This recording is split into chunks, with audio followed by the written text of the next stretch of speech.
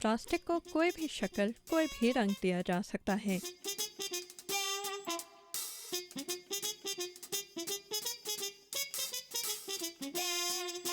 इस मादे की इसी खुसूसियत ने पाकिस्तानी आर्किटेक्ट अजमत ज़ैदी को इस पर मज़ीद तहकीक करने पर आमादा किया। जो इसकी खूबसूरती है कि इसको किसी भी शेप में बड़ी खूबसूरती के साथ ढाला जा सकता है। 2005 में अजमत ज़ैदी पाकिस्तान में इंस्टीट्यूट ऑफ आर्किटेक्ट्स के सरबराह थे, जब एक कुदरती सानहे ने गोया उनकी दुनिया बदल दी। ज़लज़ले के झटकों से गांव के गांव मिट्टी में मिल गए।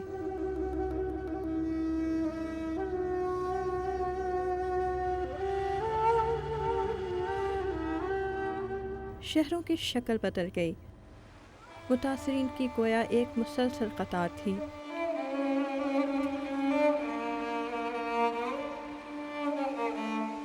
लाखों लोग बस अपने तजुर्बात का बोझ उठाए सर छुपाने के लिए छत तलाश कर रहे थे।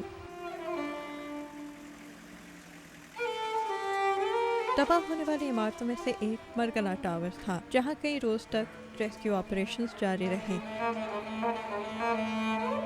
ये तबाही अजमत ज़ैदी ने अपनी आंखों से देखी। उस वक्त फिर मुझे ख्याल आया कि मैं तो बुनियादी तौर पे आर्किटेक्ट हूँ, और क्यों ना मैं इस मटेरियल पे जो मैंने रिसर्च की है वो, और अपने प्रोफेशन का जो मेरा तकरीबन लगभग 30 साल का तजर्बा हो चुका है, उसको मिला के लोगों को अगर फ़ायदा दूँ तो that would be something great. और मुझे ये सोच के बड़ी तक़वियत हुई कि हाँ, अब ज़िंदगी का मकसद यही होना चाहिए। ज़लज़ले में बेघर होने वालों को खैमे फराहम किए गए। अब इनके सर पर छत तो थी, लेकिन बारिश, सर्दी या गर्मी से बचाव का कोई तरीक़ा नहीं। अजमत ज़ैदी कहते हैं कि लोगों को इस मुश्किल में देखकर उन्हें स्टायरोफोम के घर तामीर करने का ख्याल आया। मैंने ये सिलसिला किया कि इस मटेरियल को बहुत सारे डिफरेंट कंपोनेंट्स में कन्वर्ट करके इंटरलॉकिंग कंपोनेंट्स डिज़ाइन किए, और वो ऐसे इंटरलॉकिंग कंपोनेंट्स जो किसी ग्लू या ग्लू के बगैर इकट्ठे जोड़े जा सकते हैं।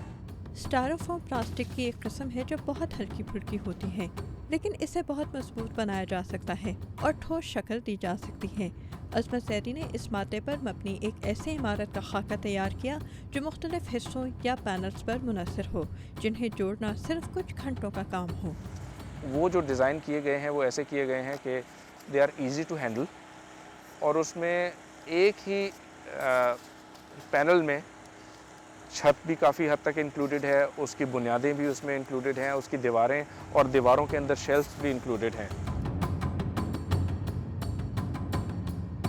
उसमें आपके हर एक्टिविटी, सोने की जगह, बैठने की जगह, टीवी देखने की जगह, पढ़ने की जगह, स्टूडेंट्स के लिए, हाउस वाइफ्स के लिए सिलाई की मशीन रखने की जगह, अपने रज़ाइयाँ कंबल रखने की जगह, हर चीज़ का इंतज़ाम है। अजमत ज़ैदी कहते हैं कि इस मादे के बने घरों में लोग मौसम की शिद्दत से महफूज रहेंगे। इसकी इंसुलेशन क्वालिटी भी नहायत ज़बरदस्त है। ये मटेरियल भी अपनी हीट को, आपकी जो बॉडी हीट है उसको बाहर नहीं निकलने देगा, और आपका एक कंफर्टेबल इंडोर एटमॉस्फेयर क्रिएट करेगा। लेकिन स्टायरोफोम के बने ये यूनिट सिर्फ घरों के लिए नहीं, बल्कि दूसरी इमारतें खड़ी करने के लिए भी इस्तेमाल किए जा सकेंगे। आप यूनिट फौरी तौर पे एज अ हॉस्पिटल भी असेंबल कर सकते हैं, as a clinic, basic health unit, as a residential unit,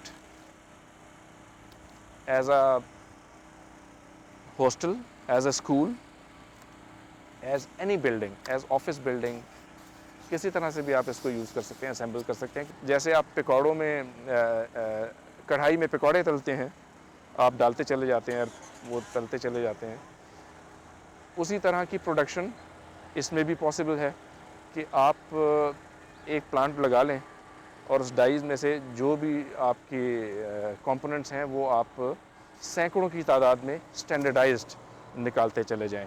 एक डाई से जो चीज़ें निकलेंगी उसमें बाल बराबर फ़र्क भी नहीं होगा।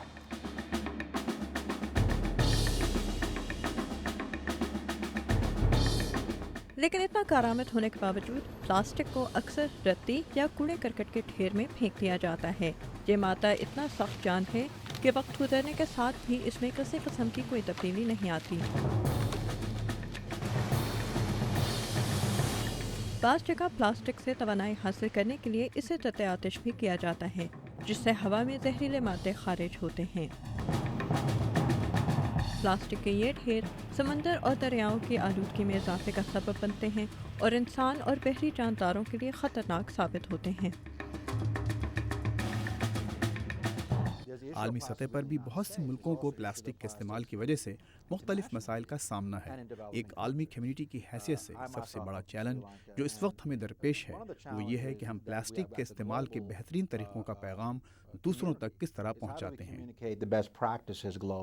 माहौलियाती तहफ़्फ़ुज़ के लिए इदारे एनवायरनमेंटल प्रोटेक्शन एजेंसी के मैटी स्टैनिस्लाउस का कहना है कि लोगों को प्लास्टिक के इस्तेमाल के बारे में मालूमात फराहम करना बहुत ज़रूरी है, और अमेरिकन केमिस्ट्री काउंसिल के स्टीव रसल इनसे मुत्तफ़िक़ हैं। One of the reasons that plastics, I think, have had the challenges. मेरा ख्याल है कि प्लास्टिक के इस्तेमाल से इतने मसाइल इसलिए भी मुंसलिक हैं क्योंकि ये अमूमन कूड़े करकट के ढेर में पाया जाता है, और ज़मीन में कूड़ा दबाने के लिए खोदे गए कुओं में भी, जहाँ ये तवील अरसे तक अपनी असल सूरत में मौजूद रह सकता है। सवाल ये नहीं कि इस कुएं में दबाया प्लास्टिक कभी मिट्टी में घुलेगा या नहीं, बल्कि हमें ये सवाल पूछना चाहिए कि ये प्लास्टिक रद्दी के ढेर तक पहुँचा क्यों। But the issue is, should it end up in a landfill to begin with? Plastic एक ऐसा मादा है जिस पर धूप, पानी वगैरह असर नहीं करते। इसे बआसानी बार बार इस्तेमाल किया जा सकता है, लेकिन प्लास्टिक बचाने के लिए किसी फटे हुए लिफाफे में गिरह बांध कर दोबारा इस्तेमाल करना ही ज़रूरी नहीं, बल्कि दोबारा इस्तेमाल के काबिल बनाने के नए तरीक़े ढूंढना ज़रूरी हैं। फिलिपाइन में इस्तेमाल शुदा प्लास्टिक को बटवे और जेवर बनाने के लिए इस्तेमाल किया जा रहा है।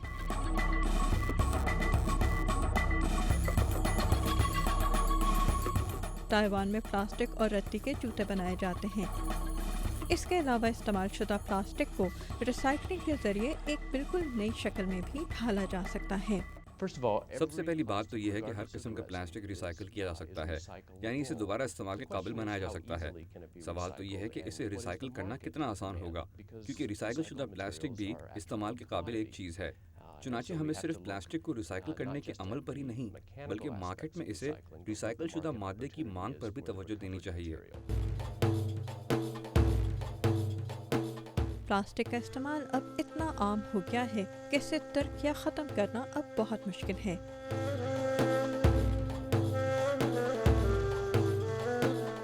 इस नए दौर में जद्दत की रफ्तार ने बहुत से पुराने नज़रियात को पीछे छोड़ दिया है।